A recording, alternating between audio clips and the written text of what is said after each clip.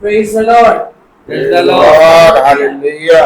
हम परमेश्वर धन्यवाद करते हैं सुंदर सुबह के लिए, भोर के समय के लिए जो परमेश्वर ने हमें दिया कि हम उसकी आराधना करने पाए और रोहित भाई को सुरक्षित यहाँ पे लेके आया। इस दिन में हम परमेश्वर का धन्यवाद करते हैं।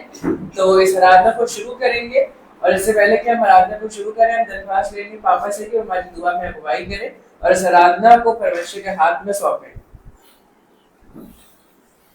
धन्यवाद धन्यवाद पिता परमेश्वर, आपका धन्यवाद करते हैं इस सुबह के लिए जो आपने एक दिन के रूप में हमें दिया है, हमारी जिंदगी में एक दिन और बढ़ाया है। होने दे हर दिन हम यूं ही ना बिताएं, परंतु आपकी नजदीकी में बिताएं, आपकी आज्ञाओं को मानते हुए बिताएं। यही आपका हमारे ऊपर अनुग्रह है। सो होने दे पिता परमेश्वर, जबकि आप हमारे दोनों भाइयों को हमारे बीच में सुरक्षित लाए हैं और स्वस्थ लाए हैं, हम आपका तहे दिल से धन्यवाद करते हैं। और जिस तरीके से आप ये यहाँ खुशहाल आए हैं, उस तरीके से खुशहाल अपने घर वापस जा सकें। होने दे पिता परमेश्वर, इनका यहाँ आना हमारे लिए आत्मिक सबब का कारण हो सके और जो कुछ भी ग्रहण करे वचन रूपी बीज से, उसे फलवंत होकर दिखा सके, ताकि लोग हमारी जिंदगियों को देखकर आपका जय जयकार कर सके, आपको पहचान सके, आपकी उद्धार की योजना, आपकी सृष्टि की योजना को जान सके। होने दे पिता परमेश्वर, आज के मीटिंग का अल्फा और ओमेगा हम आपको नियुक्त करते हैं और चाहते हैं कि हर प्रकार की शैतान की अभिलाषाओं और बुरे विचारों से हम सबको बचा के रखिएगा। एक बार फिर से सबको आपके हाथ में देते हैं, सारा आदर महिमा आपको देते हैं, प्रिय पुत्र यीशु मसीह के नाम से मांगते हैं, आमीन। Praise the Lord. हमें गीत में आगे चलेंगे। रोशनी है तेरी सबसे महान, रोशनी है तेरी सबसे महान, तू है ज़मीन और तू आसमान। रोशनी है तेरी सबसे महान, तू है ज़मीन और तू आसमान। जीवन सोनी को जलाएंगे, जीवन सोनी को जलाएंगे, यीशु महान। रोशनी है तेरी सबसे महान, हम है ज़मीन और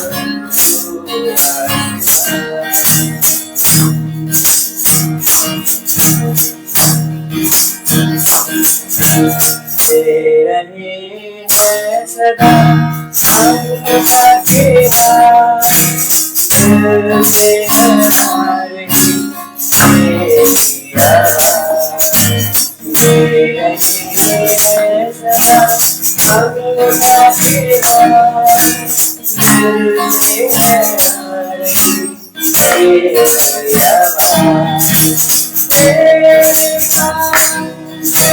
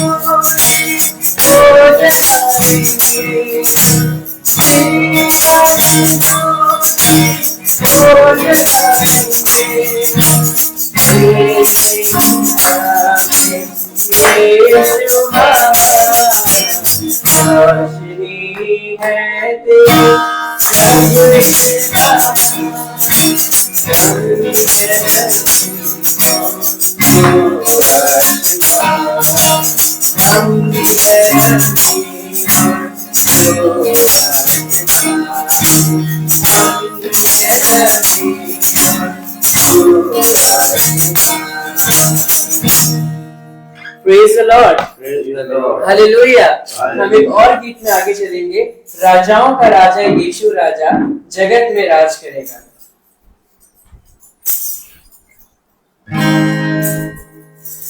राजाओं का राजा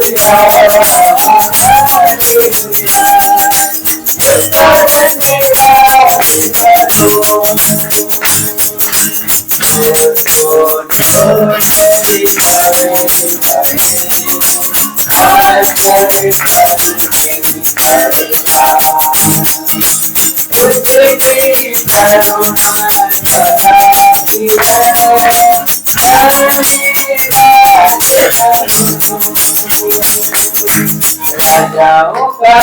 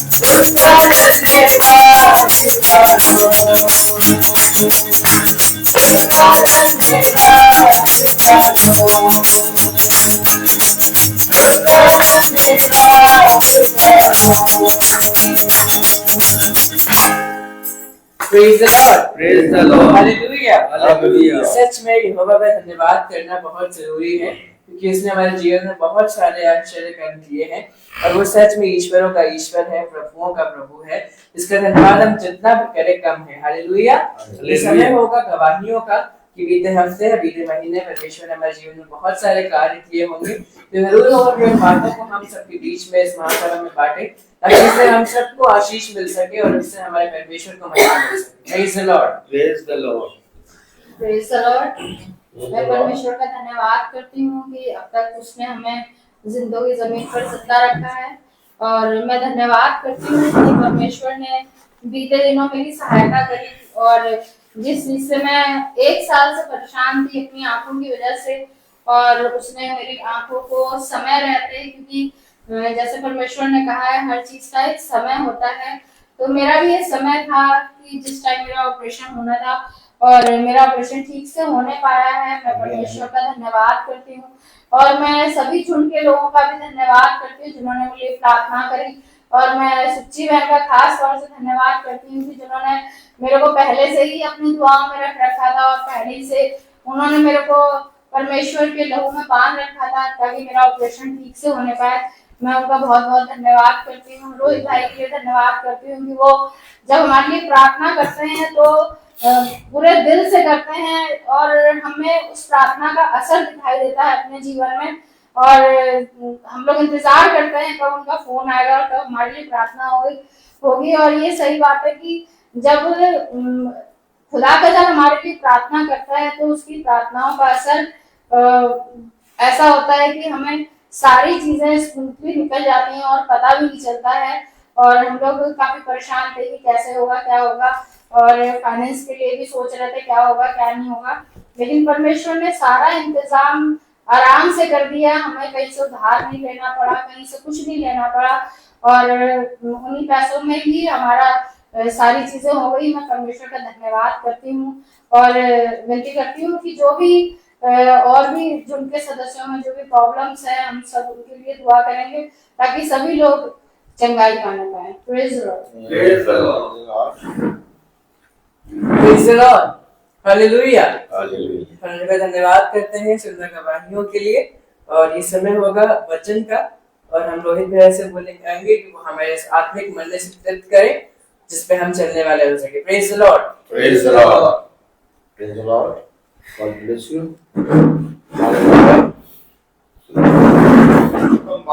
ये एक बार फिर से पिता ने हमें और आपको ये पवित्र समय और ये दिन दिया हम सब अपने जीवन में बहुत से उतार चढ़ाव को देखते हैं। हमारे जीवनों में रोग आता है, विपत्ति आती है, praise the Lord, God bless you.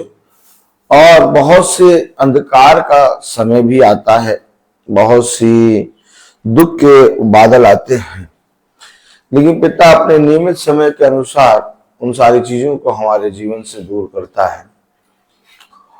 लेकिन मेरे प्यारे भाई बहनों, जो हम बाइबल पढ़ते हैं, जो हम वचन को सुनते हैं और वचन में कान लगाते हैं और अपने जीवन में एक परिश्रम करते हैं कि हम अपने जीवित खुदा के विषय में जानें, और उसको जानने के लिए, उसको समझने के लिए अपने जीवन में हमारे पास बाइबल है, उसको हम पढ़ते हैं और खुदा के दास के द्वारा वचन को सुनते हैं और वचन में समझने और बूझने के लिए अपने जीवन में प्रार्थना करते हैं। हम लोग बाइबल को पढ़ते हैं, हम लोग मीटिंग को सुनते हैं, हम लोग पिता के वचन का भय मानकर उसके वचन में चलते हैं। लेकिन सबसे बड़ी बात यह आती है कि हम यीशु मसीह के वचन को जब पढ़ते हैं तो हम उसके वचन को क्यों पढ़ रहे हैं? Praise the Lord, hallelujah. और अगर पढ़ रहे हैं तो मेरे प्यारे भाई बहनों, उसमें हमें पिता ने कहां तक रखा है और हम कहां तक पहुंचे हैं, इसके विषय में हमें प्रतिदिन जानने की कोशिश करनी चाहिए। Hallelujah, hallelujah. तो हम जब पाते हैं तो हम देखते हैं कि हम वचन में बहुत कुछ जान गए हैं, वचन को बहुत गहराई से हमने जान लिया है और वचन को बहुत गहराई से सुन भी लिया है। लेकिन बात आती है युद्ध की। कहां की? युद्ध। हाँ, अगर हम बहुत ध्यान से देखें तो योद्धा अपने जीवन भर युद्ध में सारी विधि और नियम सीखता रहता है, लेकिन योद्धा की पहचान होती है युद्ध में। है बात सही कि नहीं? योद्धा की पहचान कहाँ होती है? युद्ध में। बहुत अच्छी तैयारी करता है, बहुत अच्छे से दौड़ता है, बहुत अच्छे से सीखता है, हर चीज करता है, नियम के अनुसार चल जाता है। तालियां नहीं बजाएंगे क्या? नियम के अनुसार चल जा रहे हैं, नियम के अनुसार एकदम बाइबल को पढ़ रहे हैं। लेकिन एक योद्धा की पहचान होती है युद्ध में। और हमेशा याद रखिए कि जब हम पर विपत्ति कलेश आते हैं और ऐसी परिस्थितियां होती हैं जिसमें हमें अपने जीवन में कुछ भी दिखाई नहीं देता, कुछ भी समझ में नहीं आता, उस समय समझ लीजिए कि आप पिता के उस धीरज और उस वचन को जो आपने आज तक सीखा और सुना है, उस पर आपको बहुत आयत से खराई से उतरना है। बात से कि नहीं अभिषेक? बहुत ध्यान से देखो, हम एक एक दिन करके जी रहे हैं और एक एक दिन करके जीते जा रहे हैं, और हमारी आयु के जो दिन है, जो हमारा समय है, आने वाले समय में जब हम सोएंगे, गिरेंगे और पिता हमें थामेगा, हालेलुया, तो क्या हम जो एक एक दिन जी रहे हैं तो हम मरने के लिए जी रहे हैं कि जीने के लिए जी रहे हैं?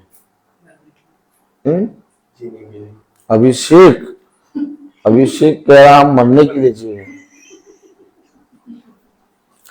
बहुत ध्यान से देखें, अभिषेक समझो, जब हम एक एक दिन अपने जीवन में जी रहे हैं और हमारी आयु कम होती जा रही है। आप अगर बहुत ध्यान से देखिए, जब बच्चा पैदा होता है तब से वो एक एक दिन उसके जीवन में चलता जाता है और एक दिन वो अपनी मृत्यु की आयु के दिनों में पहुंचने वाला होता है। तो एक मृत्यु है जो हमारे देह को गिराएगी, आमीन आमीन, लेकिन एक जीवन है जो हमें फिर से खड़ा कर देगा, क्योंकि जब बीज मरेगा तो वो फलवंत होगा। लेकिन हम अपने जीवन में जो बाइबल को पढ़ रहे हैं, जो वचन को सुन रहे हैं, हम इसको किस लिए पढ़ रहे हैं, किस लिए सुन रहे हैं? हम मरने के लिए जी रहे हैं कि हम अपने जीवन में जीवन को पाने के लिए जी रहे हैं? अपने जीवन में जीवन को पाने के लिए। यही बात है। अब मनुष्य नहीं समझ पा रहा, मनुष्य नहीं समझ पा रहा। मनुष्य प्रतिदिन जी रहा है, प्रतिदिन जी रहा है, एक एक दिन करके ढलते जा रहा है, और मनुष्य अपनी तैयारी कुछ नहीं कर रहा। तैयारी करो, किस चीज की तैयारी करो? मैं जो जी रहा हूं, मैं मरने के लिए नहीं, जीवन के लिए जी रहा हूं। हमेशा याद रखें। अभी अगर आप देखें तो बहुत सी जगहों पे लेंट की मीटिंग चल रही है, सब उपवास रख रहे हैं, उपवास में जा रहे हैं, सब कोई जना कुछ छोड़ रहा, कोई जना कुछ छोड़ रहा, ठीक। लेकिन इन सारी चीजों से वे अपने जीवन में जो मृत्यु है उसको दूर नहीं कर पाएंगे। पूछे क्यों? पूछे क्योंकि ये एक रीति और एक रिवाज के अनुसार उनके सामने आके खड़ा हो गया।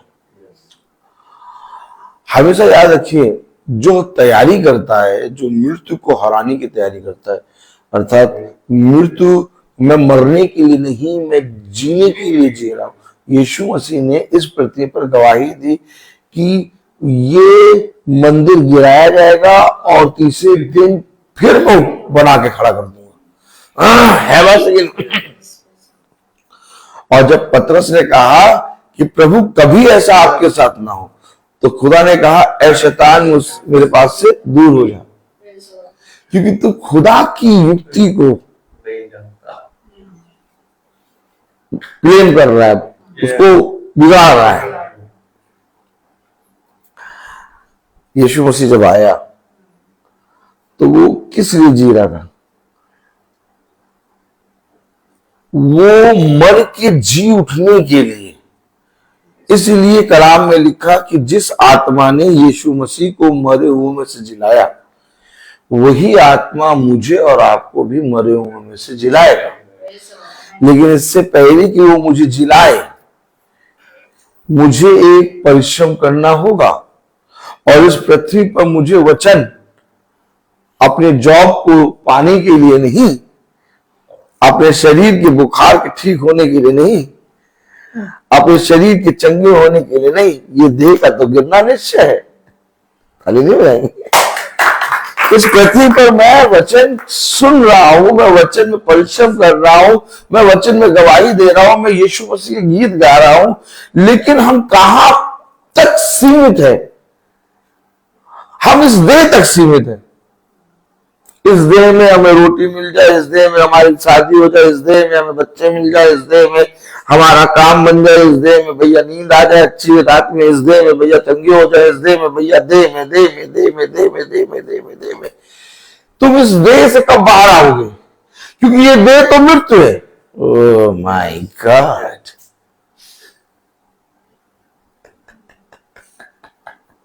जब तक इसमें बने रहोगे, समझ में आ रहा है?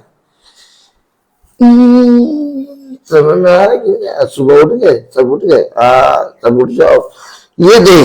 हाँ, जब तक इस देह में बने रहोगे, तब तक इसको आप पढ़ोगे, सुनोगे, गवाही दोगे, सब करोगे, लेकिन इसे जान नहीं पाओगे।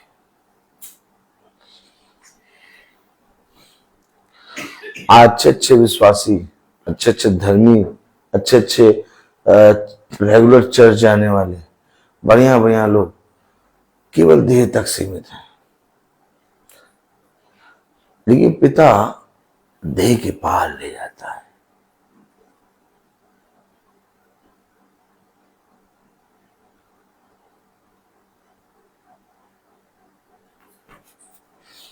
Praise the Lord, hallelujah. आइए हम वचन को आदर और महिमा देने के लिए अपने स्थानों में खड़े हों।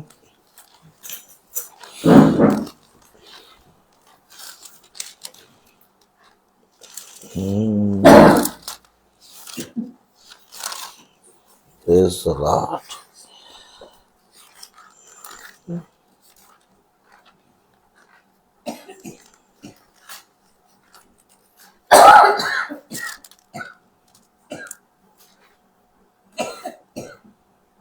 बंद कर दे पंखा। यहेजकेल 37।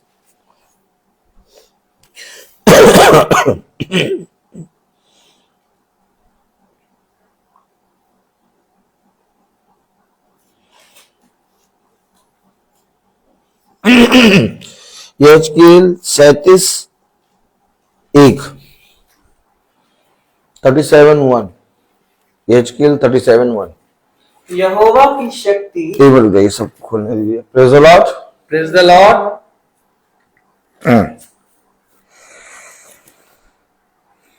पढ़े। यहोवा की शक्ति मुझ पर हुई और वह मुझ में अपना आत्मा समा बाहर ले गया, तराई के बीच खड़ा कर दिया। वह तराई हड्डियों से भरी हुई थी। खुदावन का वचन जो कि पवित्र है, इस पवित्र वचन को खुदा हम निगमों को समझने और उसमें चलने की सामर्थ प्रदान करे। आमीन। हम सब अपने स्थानों पर बैठिए। कभी आप जब भविष्यवक्ताओं की पुस्तक पढ़ते हैं, जब आप वचन को पढ़ते हैं, तो वचन में आपने कितनी बार पढ़ा कि वो मुझे एक स्थान पर ले गया। ये प्रभु देह में से क्या चीज को निकाल के ले जा रहा है।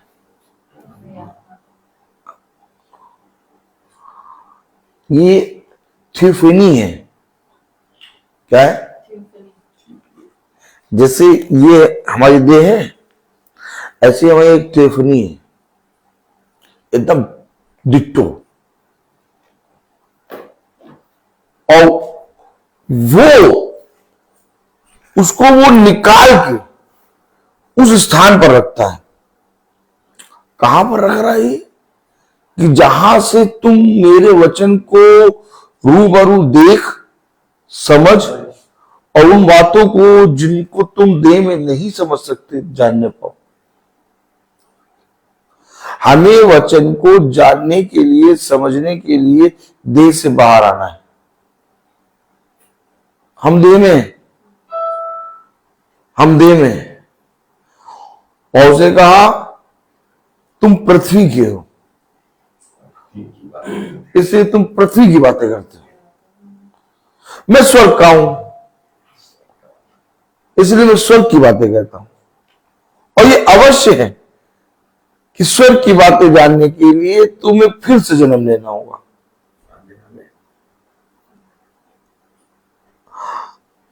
हमारा रिश्ता वचन से कैसा होना चाहिए?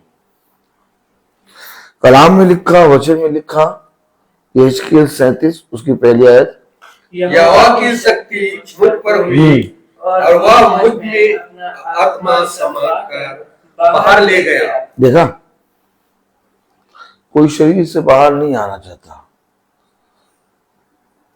यूहन्ना को वो बाहर ले गया। कहां ले गया? पतमुस नामक टापू पर।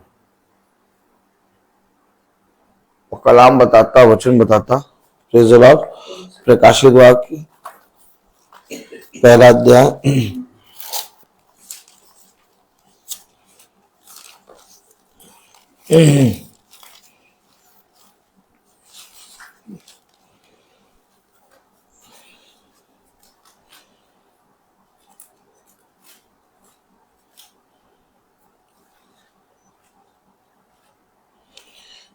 प्रकाशित वाक्य उसका पहला अध्याय और उसकी 10वीं आयत। मैं प्रभु के दिन आत्मा में आ गया। देखिए, किसमें आया? आत्मा। अब किस दिन आया? प्रभु के दिन। हमें और आपको प्रभु के दिन, यानी प्रभु के वचन को जानने के लिए आत्मा में आना अवश्य है। हमारी प्रार्थना जब हम यीशु मसीह के पास पहुंचते हैं क्या होती है बताइए? आप अभिषेक बेटा आप बताओ, आप जब यीशु मसीह के सामने पहुंचते हो, जब गीत गाते हो, जब भी यीशु मसीह का नाम, क्या प्रार्थना करते हो? है? और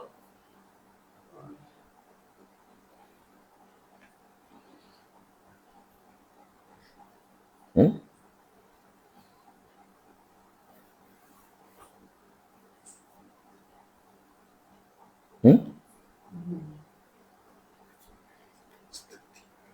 मुझे जॉब अच्छा मिली है, मैं आगे बढ़ूं, मैं आपके वचन को जानूं, मैं मेरे मम्मी पापा को अच्छा स्वास्थ्य दे।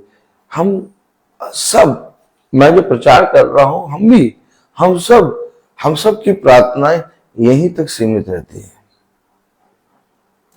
लेकिन हकीकत में पिता कह रहा है कि तुम मुझे नहीं जानते, क्योंकि मैं वो चीजें दूंगा जो जिसके विषय में तुमने कभी सोचा ना होगा। अब देखिए, यूहन्ना कह रहा है, प्रकाशित वाक्य उसका पहला अध्याय और उसकी 10वीं आयत में, मैं प्रभु के दिन आत्मा में आ गया। अब हमने यहेजकेल में पढ़ा कि और प्रभु की शक्ति मुझ पर हुई और उसका आत्मा मुझ में समाकर मुझे तराई के बीच खड़ा कर दिया। देखा? आपने देखा? इसी तरीके से ये अवश्य है कि हमें भी पिता का आत्मा उन बातों के विषय में बताए, दिखाए, और ये सारी बातों को करने के लिए हमें पूरी रीति से इस देह के ऊपर आना होगा। अब हमारा विश्वास देह तक सीमित नहीं है, क्योंकि जब तक हम देह को पकड़े रहेंगे हम पिता को नहीं जान पाएंगे। प्रकाशित वाक्य पहला अध्याय उसकी 10वीं आयत में क्या कह रहा? मैं प्रभु के दिन आत्मा में आ गया। मैं प्रभु के दिन आत्मा में आ गया और अपने पीछे तुरही का सा बड़ा शब्द या गाते सुना। अब देखिए, जब आत्मा में आ गया तब एक शब्द सुनाई दिया। अब मनुष्य की आवाज उसको सुनाई नहीं देगी, क्योंकि मनुष्य से ऊपर आ गया वो। अब कोई मनुष्य, कोई बेटा, कोई बेटी, कोई पत्नी, कोई पति, कोई किसी की आवाज नहीं सुनाई दे रही। अब जब वो आत्मा में प्रभु के दिन आया तो उसे एक शब्द तुरही के समान सुनाई दिया। और क्या सुनाई दिया? जो कुछ तू देखता है, अब वो देख रहा है। अब वो देख रहा है, यानी कि कब देख रहा है? जब वो देह से ऊपर आया।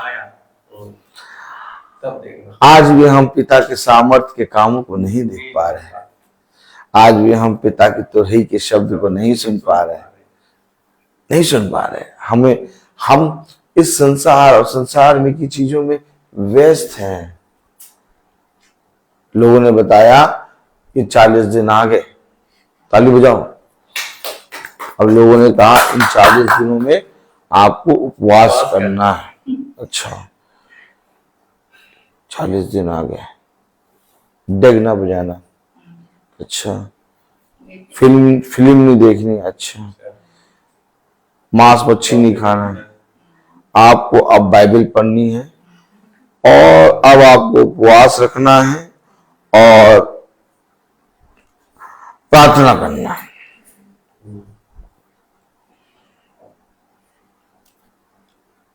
अभिषेक, उपवास के बारे में तुम्हारी क्या राय है? खड़े हो जाओ।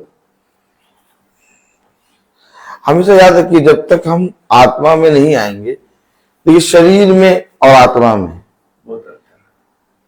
अब उपवास के विषय में तुम्हारी क्या है राय? उपवास तब रखते हैं जब हमें अपनी कोई इच्छा पूरी करनी होती है, जो बहुत ज्यादा स्पेसिफिक होती है, जिसके लिए हम रोज दुआ कर रहे हैं और फिर हमारी दुआ नहीं सुनी जा रही है, तो फिर हम उपवास रखते हैं। Very good, God bless you. बेटा ये बताओ कि 40 दिन के उपवास कर रहे हैं, इसके विषय में? मैंने कभी किया ही नहीं 40 दिन के उपवास। अच्छा, very good, God bless you. बैठो। अभिषेक ने कहा जब कोई प्रार्थना हमारी पूरी नहीं होती और कोई हमारा एक टारगेट होता है कि पिता से हम ये उत्तम फल प्राप्त करें, तो हम उसको उपवास और प्रार्थना से करते हैं। देखिए, उपवास जो है, अगर हम बहुत ध्यान से देखें तो जाति जाति में हर एक जने के पास है। और आप अगर बहुत ध्यान से देखेंगे तो लोग कहते हैं कि भैया हम इस दिन रोज उपवास रखते हैं, हमने एक मन्नत मांगी है और वो मन्नत हमारी जिस दिन पूरी हो जाएगी हम उपवास रखना बंद कर देंगे। अभी जाति जातियों के पास भी ये आत्मा में आ गया है कि मन्नत हमने मांगी है और इस दिन हम उपवास रखते हैं, सप्ताह में एक दिन हम उपवास करते हैं। देखिए लोगों के पास है। अब वो 9 दिन से निकल के इस वाले टारगेट पे भी आ गए, अब वो 40 दिन से निकल के इस टारगेट पे भी आ गए, अब वो 30 दिन से निकल के इस टारगेट पे भी आ गए। लेकिन रियल उपवास के विषय में बाइबल क्या कहती है?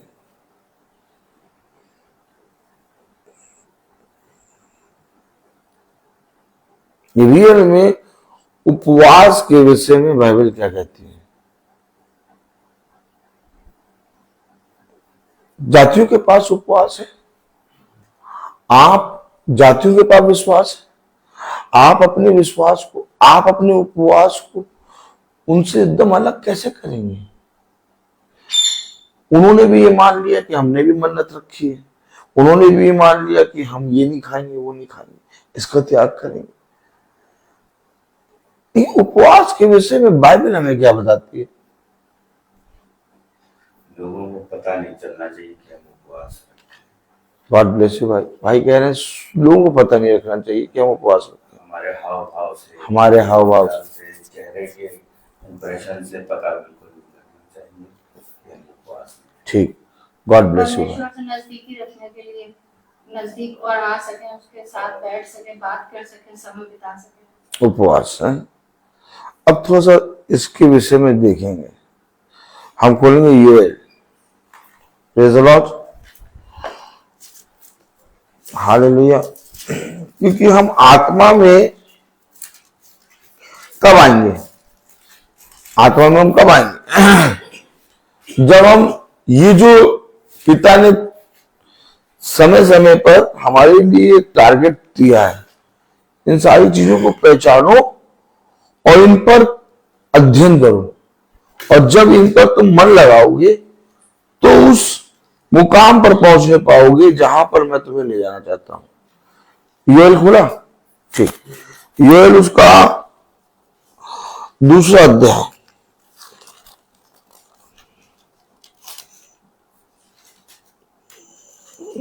योएल 2:11 पढ़े।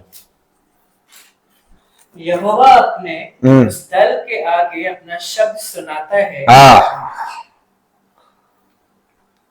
अब जातियों के पास ये चीजें नहीं है। Oh my God. क्योंकि शैतान ने उपवास को पकड़ लिया। पकड़ लो उपवास। आप समझ रहे हैं कि नहीं? शैतान का सबसे बड़ा टारगेट, उसको मालूम ही नहीं है, उसको मालूम ही नहीं है कि ओरिजिनल है क्या। लेकिन जब ओरिजिनल बनता है, यानी खुदा कोई बात को कहता है, तब उस बात पे वो कई बातों को बना के खड़ा करता है। और आज लोगों ने उपवास तो रखना शुरू कर दिया, लेकिन ये उपवास के विषय में बाइबल में खुदा ने जो कहा वो सत्य है। अब शैतान ने लोगों के मनों में एक आत्मा दे दी, उपवास रखो। और देखो तुम भक्त जन हो, अब हम उपवास रख रहे हैं और हमें कोई मतलब नहीं है किसी चीज से, लेकिन हम उपवास रख रहे हैं। तो बाइबल बिना किसी टारगेट के कोई भी योजना नहीं बनाती। अब उपवास में शब्द कहां से आ गया? देखिए क्या पढ़ा आपने? उनके आगे पृथ्वी कांप उठती है और आकाश, यहोवा अपने उस दल के आगे अपना शब्द सुनाता है। ये देखिए, उपवास से पहले आपके पास शब्द होना चाहिए। शब्द है नहीं, वचन है नहीं, उपवास करेंगे। सारी कलीसियाएं, सारी संस्थाएं, ऐसा कोई एक संस्था, ऐसी कोई एक कलीसिया बता दीजिए जिसमें ने इन 40 दिनों के उपवास के विषय में हट के बता रहा हूं। वो सब बोल रहे हैं कि ये 40 दिन उपवास करो, और इन 40 दिन उपवास करने से पहले धूमधाम, क्या क्यों भाई सुने, धूमधाम क्या वुमेन डे बना लिया, और सब सारी कलीसिया, सारी चर्चों, सारे संस्थाओं में बन गया।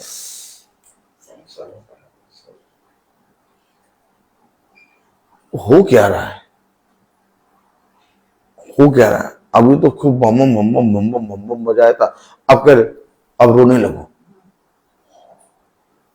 एकदम से आदमी चल, अब बैठ जाओ, अब उठ जाओ, अब चलो, अब देखो, अब रो, अब गाओ, अब प्रार्थना करो, अब पहले करो। ऐसे हमको कोई डायरेक्ट कर रहा है यार? वचन ऐसे है क्या? नहीं। अभी एकदम से चलते चलते चलते आए, अब गुड फ्राइडे आ गया, अब ईस्टर आ गया। ये बाइबल नहीं है, बाइबल ये नहीं है। बाइबल प्रतिदिन मैं उसकी मृत्यु को अपनी देह में लेके चल रहा हूं। बाइबल है क्या? हम अपने कामों से इस संसार को क्या दिखा रहे हैं? संस्थाओं ने रीति और रिवाज इसलिए बना दिए क्योंकि उनके लिए वो कमाई और उनके लिए वो एक जॉब है।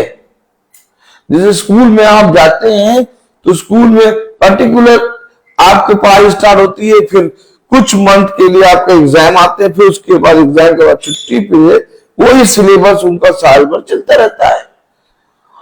और यही चीज इन्होंने लेके पूरा साल भर का एक संस्थाओं ने पूरा रच दिया और कहा अब ये सिलेबस है, अब इस सिलेबस को कलीसिया को दे दो। कलीसिया इसी में वो क्या है, हाँ ये ले दिया, इसी में लगे रहो। झुंझुना में कलीसिया को पकड़ा दिया, झुंझुना क्या, अब इसी झुंझुने में लगे रहो। अब कौन उपवास से पहले शब्द के विषय में जानेगा? कौन प्रतिदिन मृत्यु के विषय में बोलेगा? मृत्यु के विषय में साल में, मृत्यु के विषय में साल में एक बार गुड फ्राइडे, उस दिन सब सफेद कपड़े पहन लेंगे।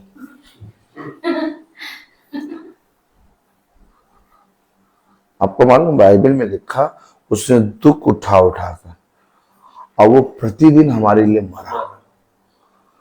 पौलुस यूं ही नहीं कह रहा, दिवालिया नहीं हो गया पौलुस, कह रहा मैं प्रतिदिन उसकी मृत्यु को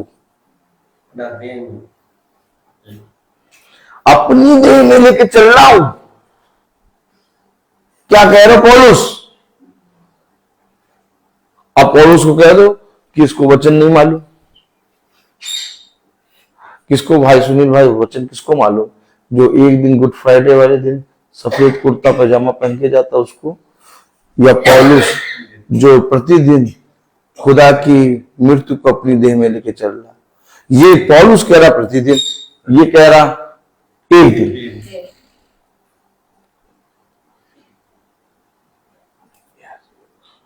कौन सच्चा? जो प्रतिदिन जाता। लेकिन संस्थाओं में, कलीसियाओं में एक दिन वो बात होती है इसकी, एक दिन बात होती है। बात रोज क्यों नहीं होती भाई? कैसे तुम देह से बाहर आओगे? बताओ, देह से बाहर कैसे आओगे? तुमने बाइबल को संस्था की एक ड्यूटी और संस्था की एक नियम के अनुसार बना दिया। बाइबल स्वतंत्र है, उपवास ऐसे नहीं आएगा। सॉरी, मेरा खुदा मुझे उपवास के विषय में पहले चिताता है। उपवास मेरे जीवन में 365 दिन है, 40 दिन नहीं है। कलाम क्या बता रहा, वचन क्या बता रहा, योएल उसका 2 अध्याय और उसकी 11वीं आयत क्या कह रहा, यहोवा अपने उस दल के आगे अपना शब्द सुनाता है। पहले उपवास आए, पहले तुम्हारे दल के आगे यहोवा चलेगा, चलाओ और देखो और फिर शब्द को सुनो। किया तुमने? क्या तुमने अपने आगे यहोवा को रखा?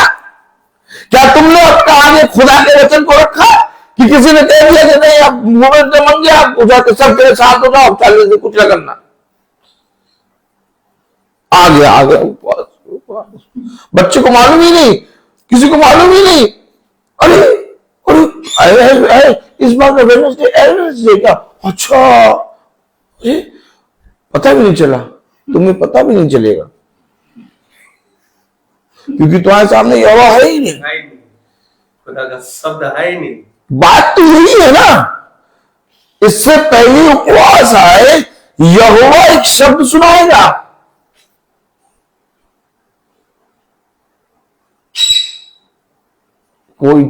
कोई संस्थाओं में देह के ऊपर बात ही नहीं करता,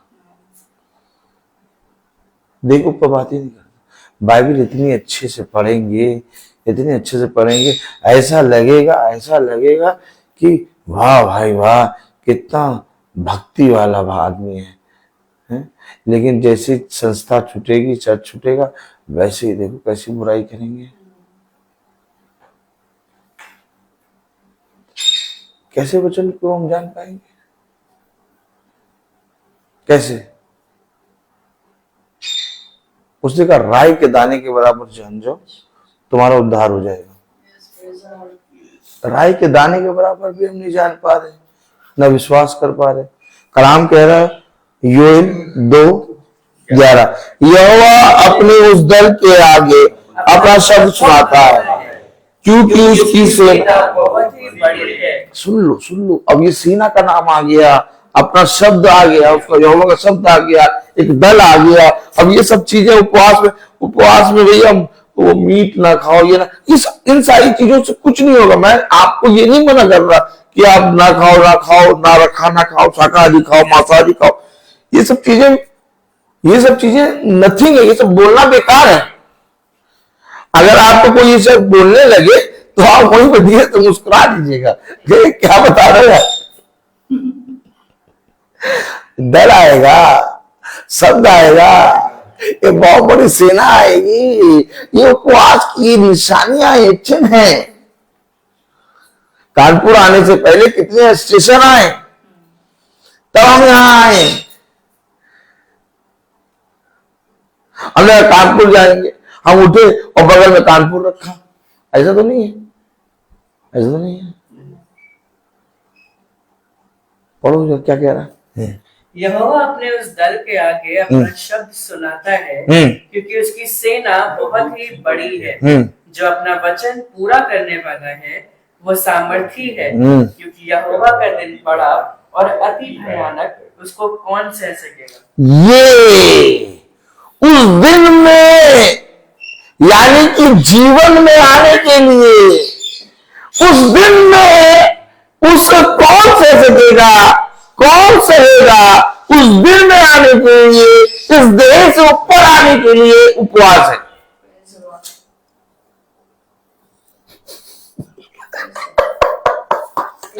उपवास किस चीज के लिए है? कि तुम उसे सहो। मैं आत्मा में यहोवा के दिन आ गया वो, और यहां लिखकर कौन आएगा यहोवा के भयानक दिन में? क्या पढ़ा अभी आपने? और ये प्रकाशित वाक्य, प्रेज़ द लॉर्ड, उसका 1 अध्याय और उसकी 10वीं आयत पढ़िएगा। क्योंकि यहोवा का दिन बड़ा और अति भयानक है, जैसे योएल में लिखा है, उसको कौन सह सकेगा। अब पढ़े जरा प्रकाशित वाक्य, उसका पहला अध्याय, उसकी 10वीं आयत। मैं प्रभु के तेज आत्मा में एक बार जब मैं बोलूंगा तब पढ़ना है, पहले मैं पढ़ लूं। क्योंकि यहोवा का दिन बड़ा और अति भयानक है। आगे, मैं प्रभु के दिन आत्मा में आ गया। ये आ गया, ये आ गया। और यहां पूछा कौन रहेगा? ये उपवास रखा हमने उसे तो फ्राइडे रखा। अब जब जवान थे, नहीं जब जवान थे 40 के 40 दिनों रख लेते थे, अब नहीं रखा जाता। हाँ, अब बस पहला फ्राइडे और लास्ट फ्राइडे। कौन से सकेगा? एक तरफ कह रहा है यहोवा का दिन बड़ा और बहुत भयानक है, उसे कौन से सकेगा? एक तरफ दिखा रहा और वो आत्मा में यहोवा के दिन आ गया। उपवास किस चीज का है? आप बताइए, उपवास किस चीज का है? क्यों भाई सुने, उपवास किस चीज का है? अब तो उपवास की पूरा एकदम तरीका ही बदल गया ना। अगर आपको सीए बनना है, अगर आपको सीए बनना है तो आपको वो क्वालिफिकेशन करनी पड़ेगी, है बात सही नहीं? और अगर आपको इस देश से बाहर आना है, ओह माय गॉड, तो क्या उपवास है? और उपवास को तो इन्होंने बेगंदर बना दिया। उपवास किस चीज के लिए भाई? मैं आपको पढ़ा के दिखा रहा हूं, मैं पढ़ा के दिखा रहा हूं। अभी देखो, पढ़ो योएल 2:11। यहोवा अपने बल से आके अपना सब सुनाता है, क्योंकि उसकी सेना बहुत ही बड़ी है, जो अपना वचन पूरा करने वाला है, जो अपना वचन पूरा करने वाला है, वो सामर्थी है, क्योंकि यहोवा का दिन बड़ा, क्योंकि यहोवा का दिन बड़ा और अति भयानक है, उसको कौन सह सकेगा? आगे बारे में तो भी यहोवा की आवाज़ है। अभी भी सुनो उपवास के साथ आया उपवास। तो उपवास ब्रदर किस चीज के लिए आ रहा है? उस भयानक और वो बहुत ही बड़ी सेना और उस शब्द को, उस दल को ज्वाइन करने के लिए कि तुम उस दल में रह सको, उस बड़ी सेना में रह सको, तुम उस भयानक दिन को सह सको, तुम उस आत्मा में चलने पाओ, उपवास है। हमसे पूछो उपवास किस चीज के लिए भी है? उपवास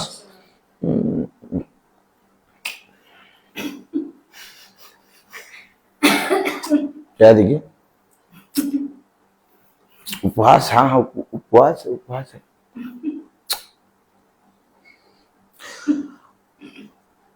अब देखिए लैंडेज आ गए हैं, अब देखिए इन्होंने फिर वही रागमाला,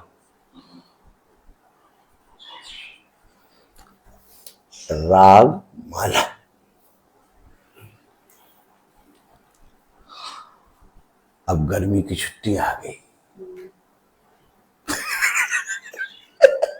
ताली हो जाओ। क्या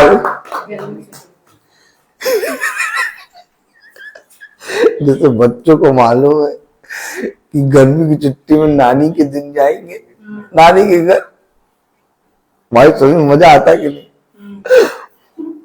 लोग घोषित कर देंगे पागल हो गया और इसको बुला के वचन ना सुने। जैसे बच्चों को मालूम होता है कि गर्मी की छुट्टी में नानी के घर जाएंगे, वैसे आज ईसाई को मालूम हो गया है कि एज वेडनेसडे से उपवास शुरू हो जाएगा।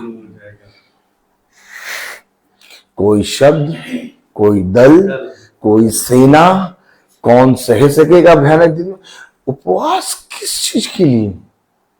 पिता ने उपवास किस चीज के लिए रखा?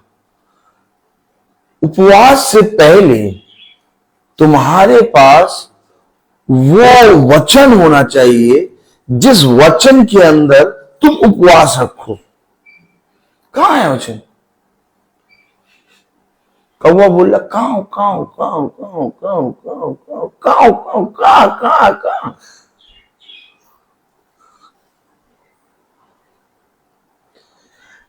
हमें आपको भक्ति की आत्मा में नहीं रहना है। जो भक्ति की आत्मा में रहते हैं ना, वे उपवास, टीका, धागा, आग, जल, लोटा, गलत तो नहीं कह रहे? मोती, माला, ये सब चीजें क्या दर्शाती हैं? भाई सुनील भाई बताइए। भक्ति की आत्मा। अब एक आदमी बिना टीका लगाए, बिना कुछ पहने, बिना कुछ धारण करे खड़ा है, और एक आदमी भला चाहे घर में बीवी को मार के बड़ा सा लंबा चंदन का टीका लगा के माला बांधे हुए खड़ा है। तो एक आदमी आया तो वो उससे कैसे बात करेगा, उससे कैसे बात करेगा? मतलब ये आत्मा ऐसी है कि हमारा रिस्पेक्ट करो। अर्थात ये जो कलीसियाओं के उपवास है ना, इन उपवास में वो खुदा के वचन को नहीं जानने की कोशिश करो, हमारा आदर करो, हमारा आदर करो। हेलो। और इन उपवास का फल क्या होगा?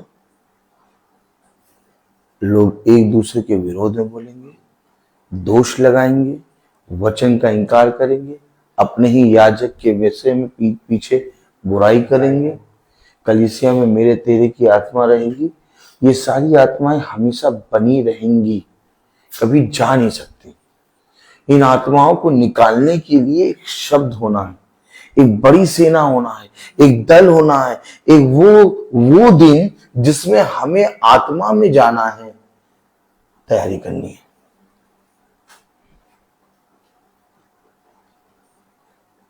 तैयारी करनी है। कब करेंगे तैयारी? अभी देखिए घरों में जा जाके मीटिंग करने में और हर चीज करने में बाउंडेशन हो रही है। इस विषय को लेकर उपवास रखो। अभी तक किसी ने उपवास नहीं रखा, इस विषय को लेकर प्रार्थना नहीं करी, लेकिन हाँ 40 दिन आगे उपवास रखने लगे। क्योंकि कलाम में लिखा, वचन में लिखा, योएल 2:11 पढ़े। यहोवा अपने उस दल के आगे अपना शब्द सुनाता है, क्योंकि उसकी सेना बहुत ही बड़ी है। जो अपना वचन पूरा करने वाला है वह सामर्थी है, क्योंकि यहोवा का दिन बड़ा और अति भयानक है। उसको कौन सह सकेगा? उसको कौन सह सकेगा? तब बता रहा, आगे बढ़े। तो भी यहोवा की ये वाणी है। अब यहोवा की ये वाणी है, उसको कौन सकेगा? क्योंकि उसको सहने के लिए तुम्हें तैयारी करनी पड़ेगी। युद्ध में जाने के लिए तुम्हें विद्या सीखनी पड़ेगी। युद्ध में जाने के लिए सीए बनने के लिए तुम्हें क्वालिफिकेशन करनी पड़ेगी। उसको कौन सह सकेगा? उस दिन को सहने के लिए, उसकी तैयारी करने के लिए तो भी यहोवा की ये वाणी है। अभी भी सुनो, अभी भी सुनो, उपवास के साथ रोटे पीटते, कोई महीने और कोई दिन और कोई तारीख तो ध्यान पढ़ो। महीना लिखा होगा, महीना सुनिए भाई, महीना लिखा है? तैयारी आप कब करते हैं? महीना देख के? सुनिए भाई, तैयारी कब? कलाम में क्या लिखा? भाग गया है। तो भी यहोवा की ये वाणी है, अभी भी सुनो, उपवास के साथ रोते पीटते अपने पूरे मन से फिरकर मेरे पास आओ। मन से फिरने के लिए, तैयारी करने के लिए, खुदा के पास जाने के लिए, उस दिन को सहने के लिए, उस दिन में बड़े रहने के लिए। कोई महीने और कोई तारीख देख को उपवास ना रखना। तभी साफ कह दिया पिता ने। देखो एक आयत पढ़ाओ, जकरिया पढ़ो, जकरिया खोलो। Praise the Lord, hallelujah.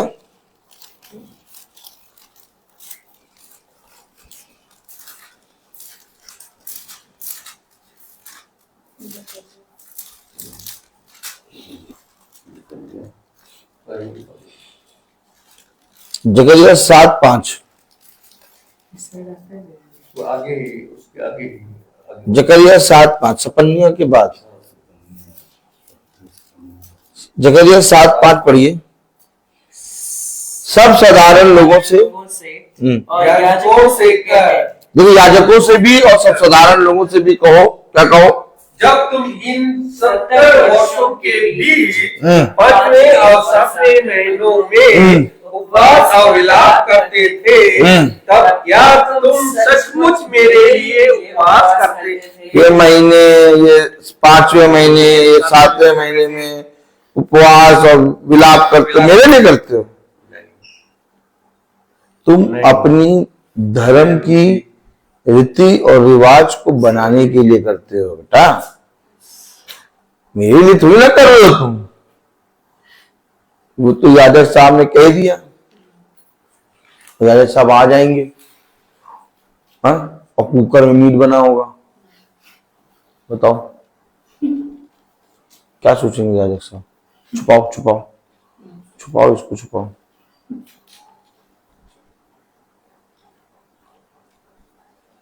नहीं समझ पा रहे,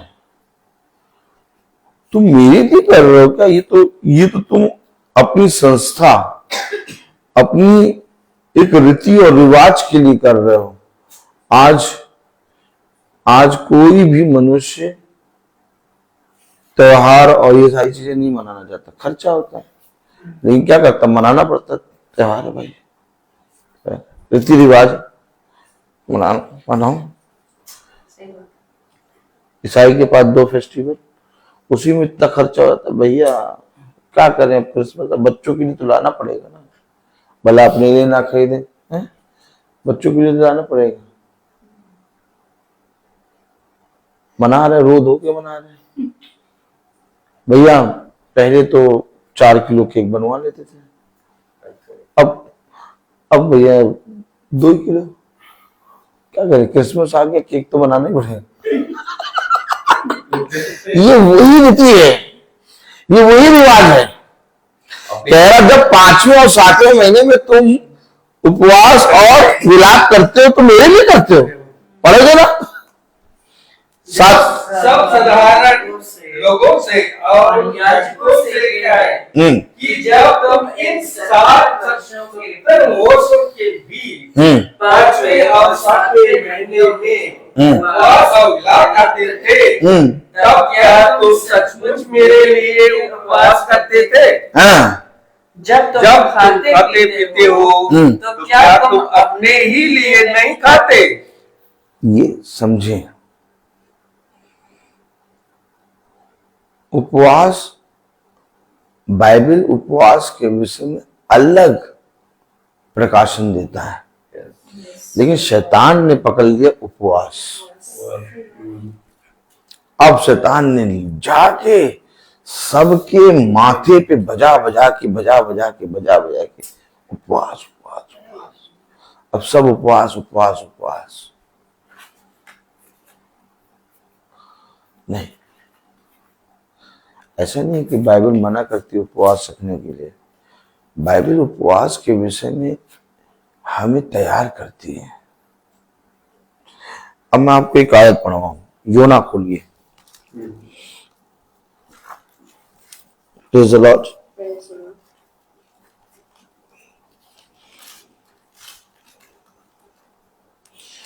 तीन 5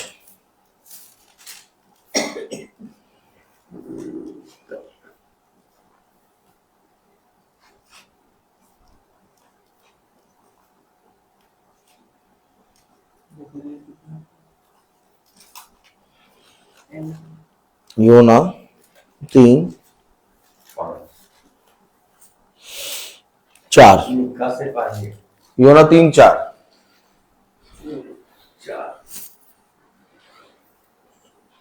हालेलुया। Praise the Lord. पापा 1077 योना 3:4 1077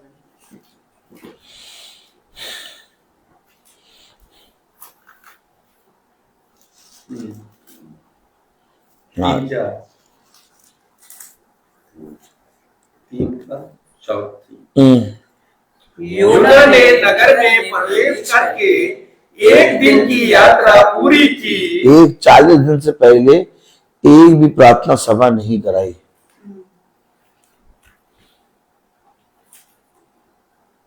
इससे पहले की भाई सुनील, इससे पहले की उपवास आए, तुम्हारे पास वचन आना चाहिए। ये उल्टा कर रहा है।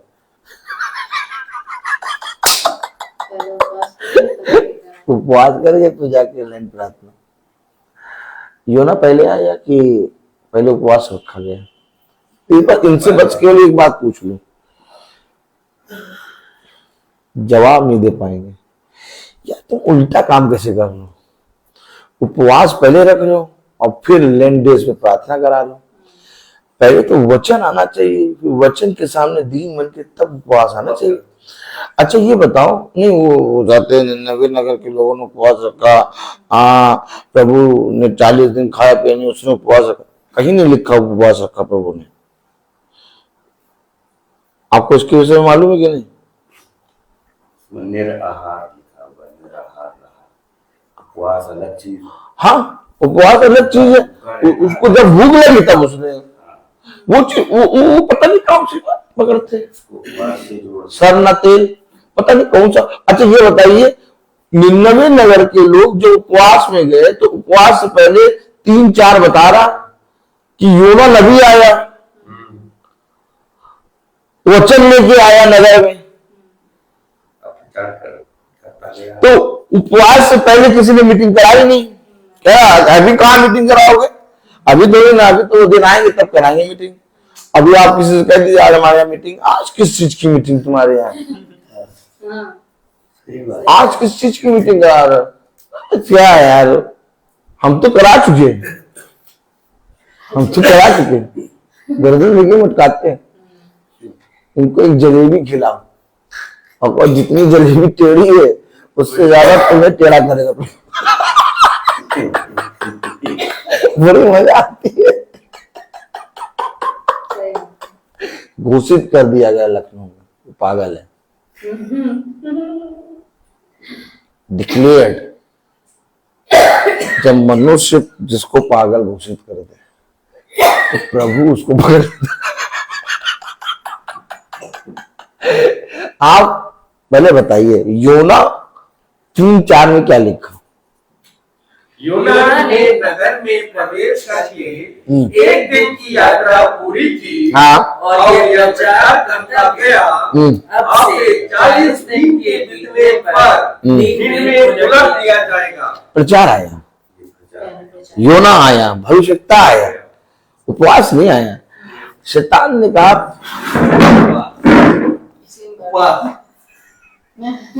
कुछ नहीं, उपवास रखो। पता नहीं कैसे लैंडेस कर मीट खा रहे। पता नहीं, इनका तो हिसाब ही अलग। वो उल्टा हमको दोष लगाएंगे, उल्टी चाल चलते हैं। ऐसे तो तो खाना कराते हैं सब। हाँ, वो बेचारे जो खाना कराते हैं, वो जो खाना कराते हैं वो ये सोचते हैं ये आप उस साथ उपवास रख के आए हैं और जब यहाँ खोलेंगे तो हमें दुआएं देंगे। कुछ दुआएं नहीं देंगे, कबाब कच्चा रह गया। उसमें नमक नहीं है, मिर्च ज्यादा अरे नहीं, नॉनवेज भी खाया जाता है। नॉनवेज तो बहुत धड़ल्ले से खाया जाता है। बहुत सी जगहों पे नॉनवेज खाया जाता है, बहुत सी जगह वेजिटेरियन खाया जाता है। सब चलता है। और वो हम पापड़ नहीं था,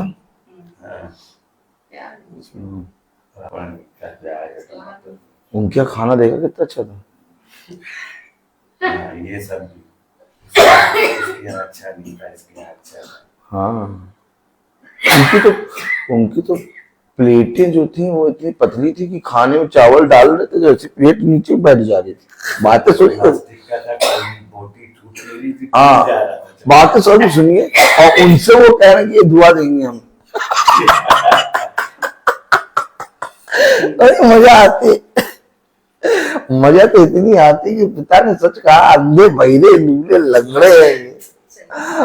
उनकी बात खुदा भी सुनता तो कहता मैं कहाँ जाऊं, इतना समझाया, इतने भविष्यवक्ताओं को भेजा कि उपवास से पहले प्रचार होगा। अभी देखिए आपने यूएल में भी सुना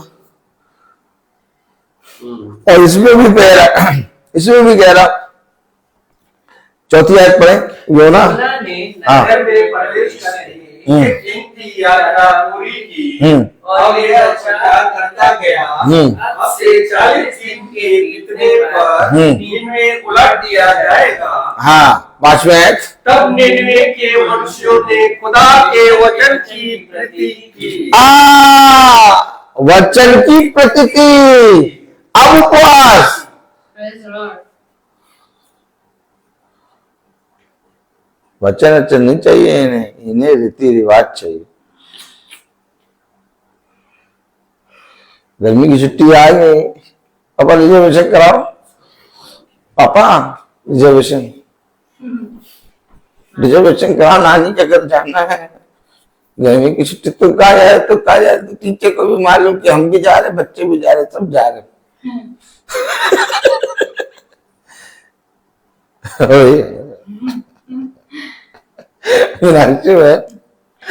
मजा आती है ना।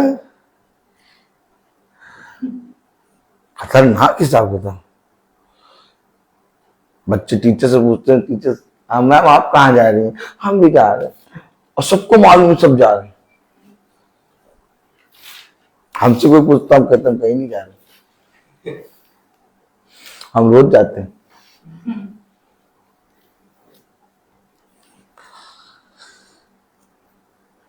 कितने बड़े बड़े पास्टर, कितनी कितनी विद्या, और बाइबल को, पूरी बाइबल कॉलेज में जाके सीख रहे हैं, और सिखाने वाला आत्मा को डांट रहे, तुम ना आना, हम अभी सीख रहे हैं।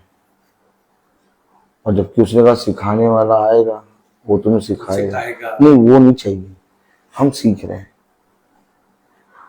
और सब रेवरेंड, सब पास्टर, सबके मुंह से ये निकल रहा, लैंडेज आ गए हैं, उपवास रख लो, हम मीटिंग करने आएंगे।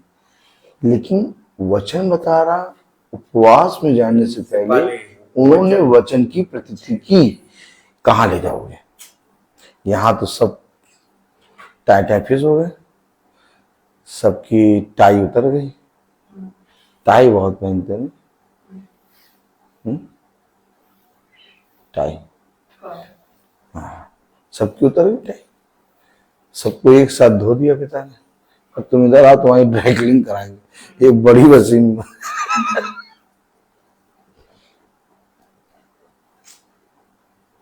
यही तो कारण है कि कलीसिया से दोष लगाने की, गाली बकने की, और डाइवोर्स की, पति पत्नी में झगड़े की, बच्चों में, माता पिता में ना पटरी खाने की, हर आत्मा कलीसिया के अंदर पाया। क्यों? मेरे वचन की प्रतीति नहीं करे। इन्होंने अपने ही अधर्म के कामों को बढ़ावा देके सत्य को बदल के झूठ बना डाला। बच्चे में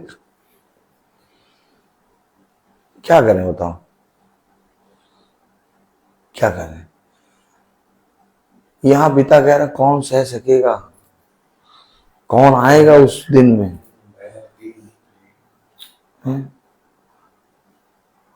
आत्मा से निकलने की बात यहां हो रही थी, अभी तो देही के अंदर फंसे।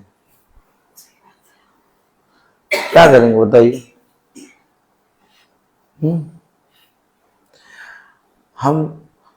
हम अपने जीवन में सत्य को जानना ही नहीं चाहते।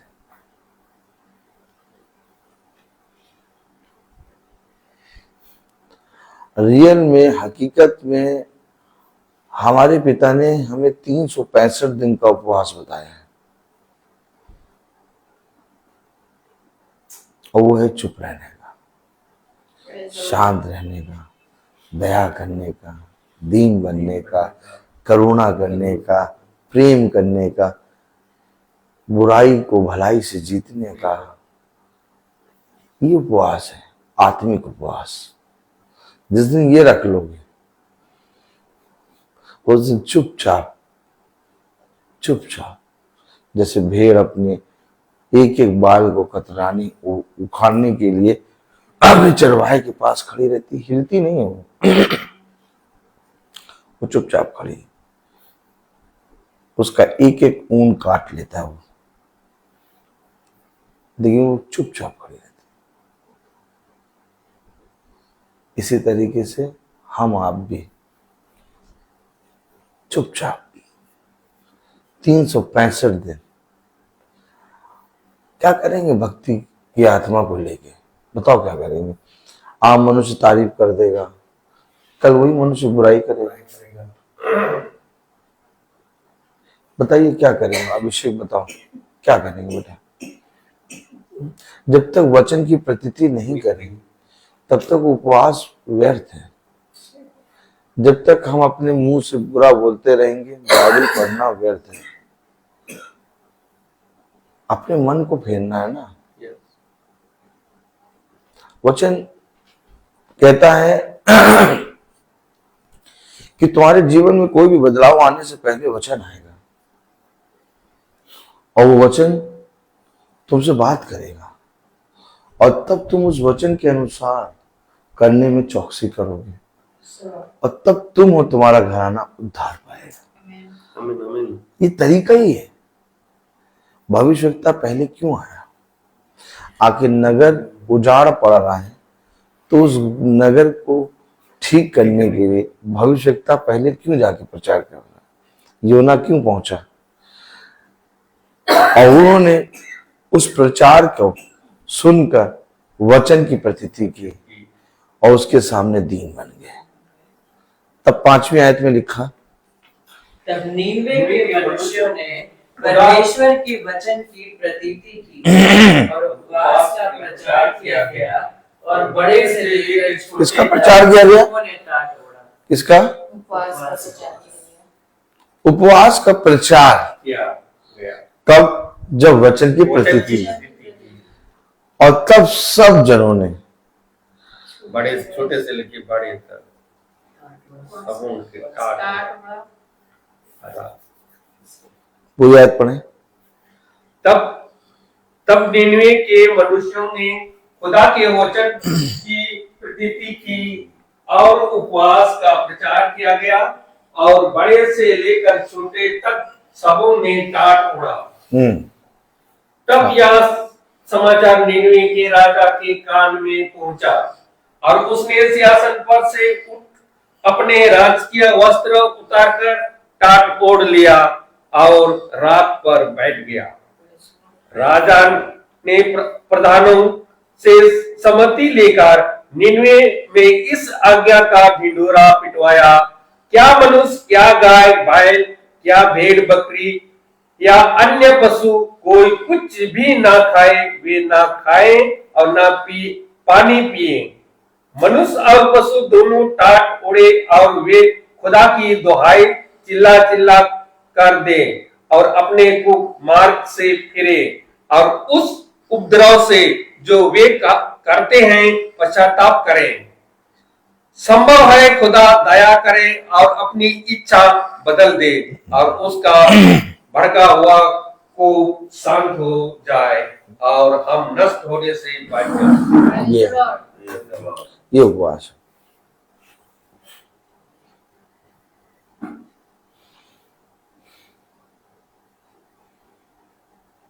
और भयानक दिन जाने के लिए, उसे सहने के लिए, उस आत्मा में आने के लिए हमें हर एक दिन आत्मा यानी आत्मिक उपवास में जाना है। अब शरीर का उपवास काम नहीं करेगा, अब आत्मिक उपवास। एक समय था जब हम दूध पीते थे, अब हमें अनाज खाना है।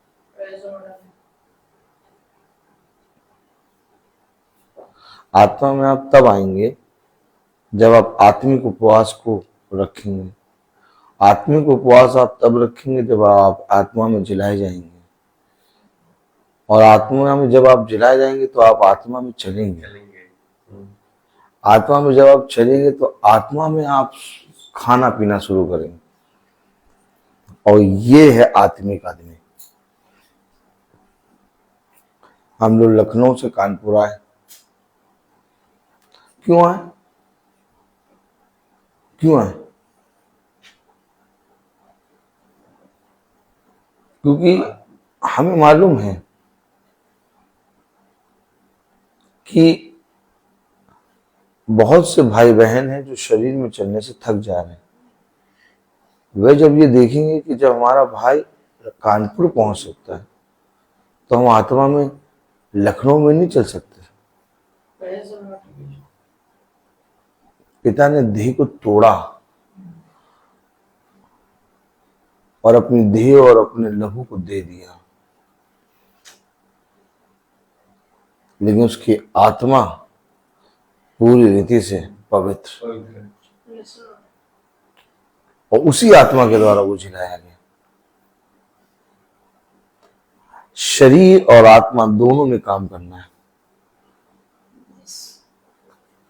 और जो केवल शरीर का उपवास रखता है वो आत्मा में कभी जीवित नहीं रह सकता। आपको शारीरिक और आत्मिक दोनों रीति से तैयारी करनी है, और वो केवल वचन सिखाएगा। उसको कोई पास्टर, कोई याजक नहीं सिखा पाएगा, और मैं भी आपको नहीं सिखा पाऊंगा। वो सिखाएगा केवल आपको वही आत्मा जिसे खुदा ने हमारे और आपके लिए दिया। वो आपको उड़ना सिखाएगा, वो आपको इस देह में से बाहर आने और फिर इस देह में जाना सिखाएगा। बताओ कोई कर पाएगा ऐसा?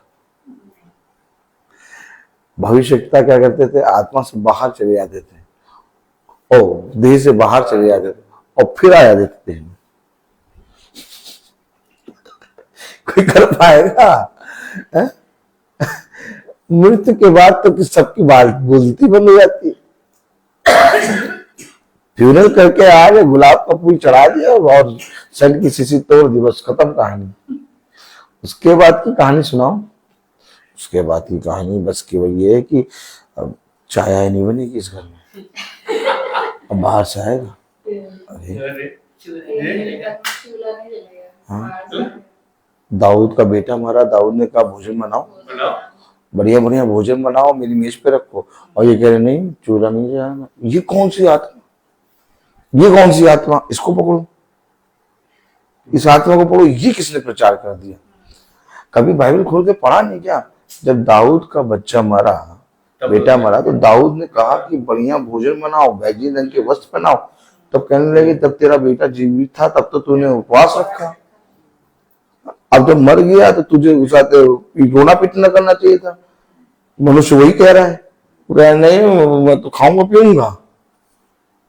अब खुदा कह रहा, यानी दाऊद खुदा का दास, खुदा का वचन कह रहा चूल्हा जलाओ, खाओ पियो, और वो कह चूल्हा बंद करो, चूल्हा नहीं।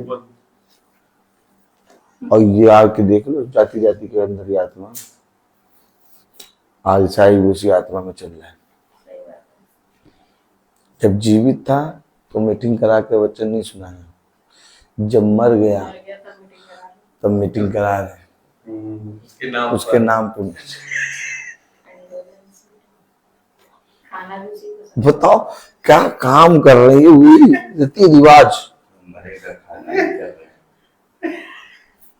अब आप बताइए, ये वही रीति रिवाज है, और ये अपने रीति और रिवाज के हिसाब से तुम्हें गाड़ेंगी भी, और अपने रीति रिवाज के हिसाब से घर में तुम्हारे कोई काम भी करवाएंगे।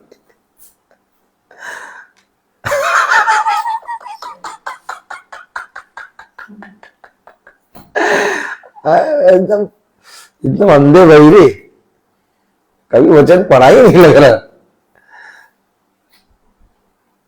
एक, तुम्हें वचन प्रचार करना नहीं आता। हमें नहीं आता। मैं बोलता बहुत हर चीज का एक। तो आइए हम प्रार्थना में चलेंगे और मेरा निवेदन है भाई सुनील से कि वो प्रार्थना में अगुवाई करे। धन्यवाद, धन्यवाद के योग्य महान परमेश्वर, आप आदर के योग्य हैं, आप महिमा के योग्य हैं, आप स्तुति के योग्य हैं और आप सर्वव्याप्त हैं, सर्वशक्तिशाली हैं और महापवित्र हैं। और आपके सिवा इस दुनिया में कोई ईश्वर और परमेश्वर नहीं है। आपने ही हमें उद्धार करके उस सनातन जीवन को दिया है जिसके द्वारा हम स्वर्ग में प्रवेश कर सकते हैं।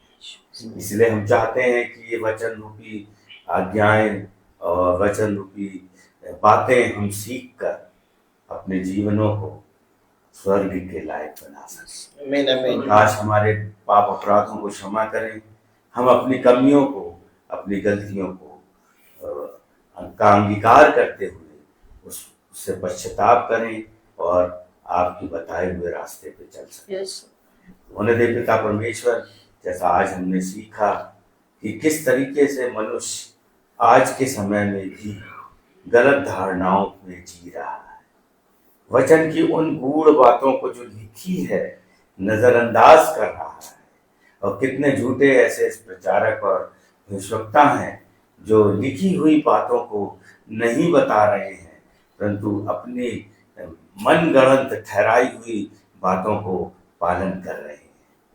होने दे पिता परमेश्वर, हम केवल और केवल वचन की बातों को पूरा करें और उस पर अमल करें, क्योंकि हमारा न्याय तो इन जीवन की पुस्तक से और इन पुस्तकों के आधार पर किया जाए। सो होने दे पिता परमेश्वर, हम चाहते हैं कि हम अपने पासबान को आपके हाथ में सुपुर्द करें। इस गूढ़ भेदों को बताने समझाने के लिए हम उनका तहे दिल से धन्यवाद करते हैं और चाहते हैं पिता परमेश्वर उनको और बुद्धि और समझ से परिपूर्ण करें, ताकि वो लखनऊ और कानपुर के बहुत से लोगों को गूढ़ भेदों को बता सके जो बाइबल में लिखे हैं और उन गलत परंपराओं को दिखा सके कि हम क्या कर रहे हैं और बाइबल क्या बता रही है।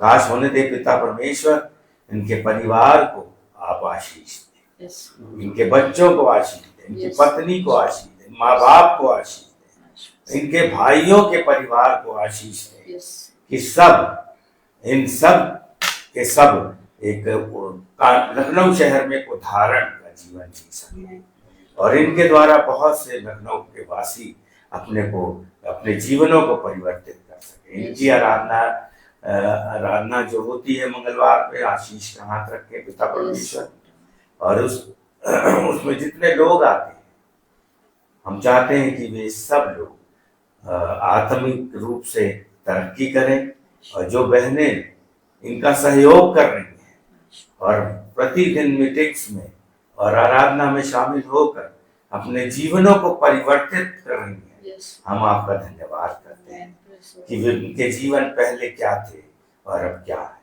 ये दिखाई देता है जब हम वचन की गूढ़ भेदों को सुनते हैं और अमल करते हैं तो जीवन परिवर्तित होता है, जैसा हो रहा है पिता परमेश्वर।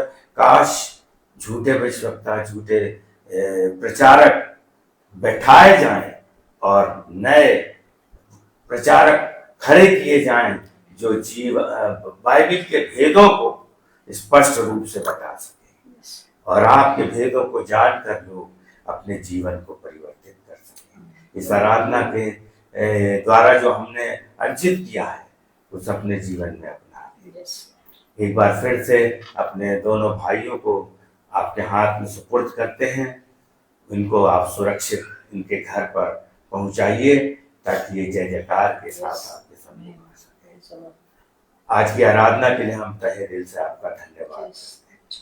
सारा आदर महिमा आपको देते हैं, आपके प्रिय पुत्र उद्धारकर्ता प्रभु यीशु के नाम से मांगते हैं।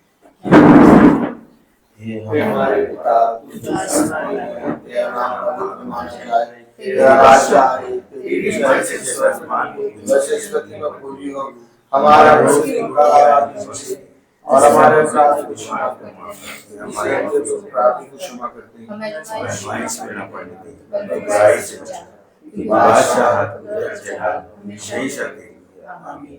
अब हमारे खुदावंद यीशु मसीह का फजल, खुदा बाप की मोहब्बत, पाकरू की रिफाकत और शराकत हम में से हर एक भाई बहन के साथ अब से लेकर अनंत काल तक होती रहे। आमीन। धन्यवाद धन्यवाद धन्यवाद, सारी आशीषों के सोते धन्यवाद धन्यवाद धन्यवाद धन्यवाद, सारी आशीषों के सोते धन्यवाद, सारी आशीषें